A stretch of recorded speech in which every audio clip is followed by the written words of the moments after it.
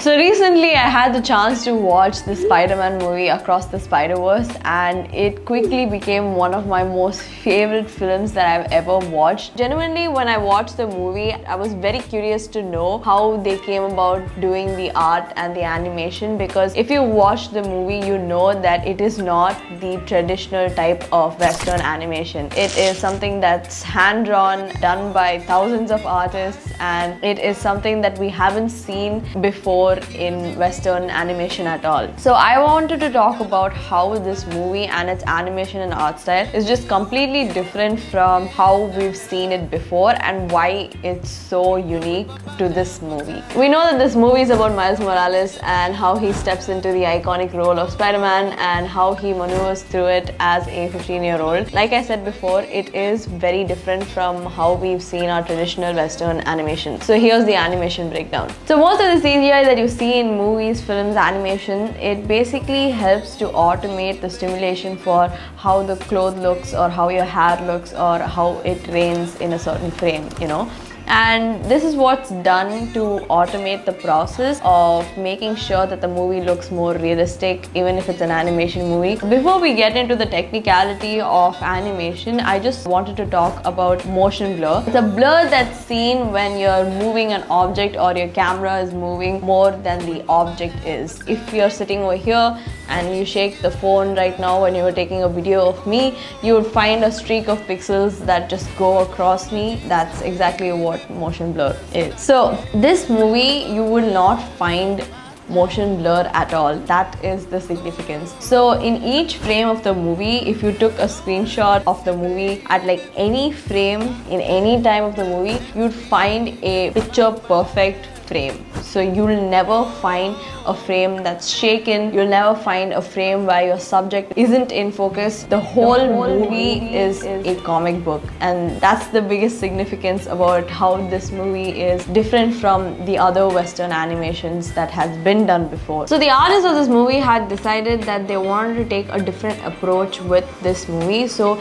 in traditional animated movies, they animate on the twos, but this movie was animated on the ones, which means that each of the frames in the 24 frames that you find in 1 second would be a completely different frame. It would be completely new, and it would make sure that the movie flowed seamlessly and the animation didn't feel choppy. This movie was completely drawn by thousands of artists. In traditional animation, they take 12 frames per second because it gives them a lot more control over the rhythm and pace of how the story is being taken. And not only that, it's not as intensive as drawing 24 frames per second. So when you're running and there's like an action sequence and if he's swinging across, all of those scenes are animated on the ones because they want you to feel the pace of the film. Whereas like slower scene which doesn't require as much action in the movie would be animated on the twos because it's a much more calmer and a much more slow paced scene. So this way they don't have to have 24 frames per second. And one of the scenes that are animated on the ones is when Miles is running into the forest when he's scared. He's completely running on the ones, but when he falls down and he stumbles and he picks himself up, that is animated on the twos to make sure you really understand the gravity of him getting up from the ground. So this movie was completely guided by the creator of the character itself. So when you're seeing the animation, you're seeing Stan Lee's work really come to life there, because the foundation was built by Stan Lee in his book titled How to Draw Comics the Marvel Way. So in this movie, you not only find it to be a great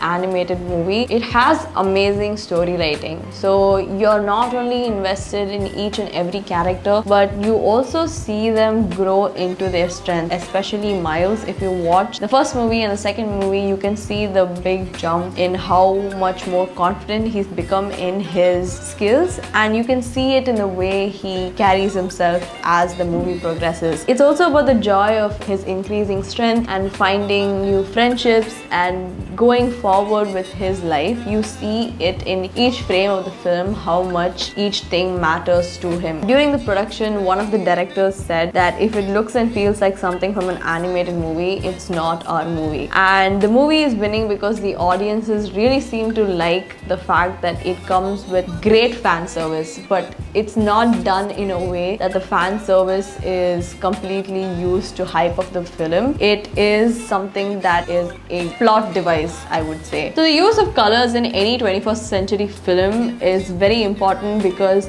colors evoke a sort of emotion. So when you see the color red, which you'd find on a lot of fast food restaurant logos, it's basically to evoke a sort of hunger in you. Social media platforms, all of them initially were blue in color because blue sort of evokes a sense of warmth and friendship, and this is just color theory in play. So the same way, if you watch The Great Gatsby, you'd find Jay Gatsby always surrounded with some sort of gold, and the symbolism of gold is always there because he represents wealth and money. This gives the watchers a sort of sense of you are invested in the character, you know something about the character that maybe the character doesn't even realize. And that's what this film does really great, because it's an animated film and it's a new style, and you get to also put in all of these Easter eggs and showcase different scenes with different colors. So you would find Brooklyn to be in a purple blue way and Gwen to be in a pink, white, black background with a little bit of teal in it. Miguel O'Hara's background to be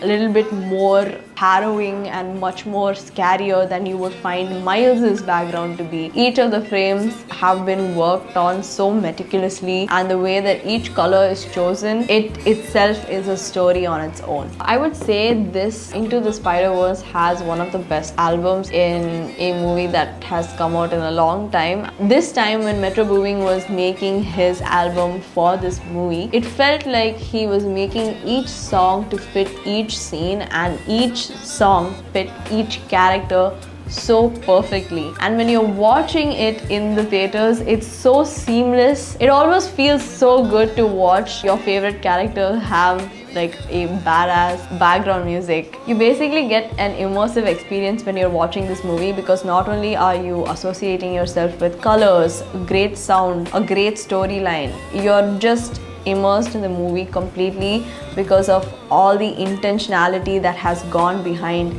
each and every frame and every sound that you get in the movie as well. So the soundtrack by itself, great, we've already established that, but the sound design includes small things that, you know, if you rev up your sleeve, up your arm, you know, it makes a sound, and to convey that properly in an animated film is just really great. They've structured the sound design in such a way that it fits perfectly for each frame, each setting, and the soundtrack with that coupled with the sound design, great. I just think that the way that they have done all of these elements to bring about such a great film is what makes the film a much more enjoyable experience. Slowly you'll understand how great of a movie it is because it's such a masterpiece. My favorite scene has definitely got to be the one where Gwen and Miles are just sitting upside down and staring off into New York City. It's just such a great scene because the music, the background, the score, the color, everything about that scene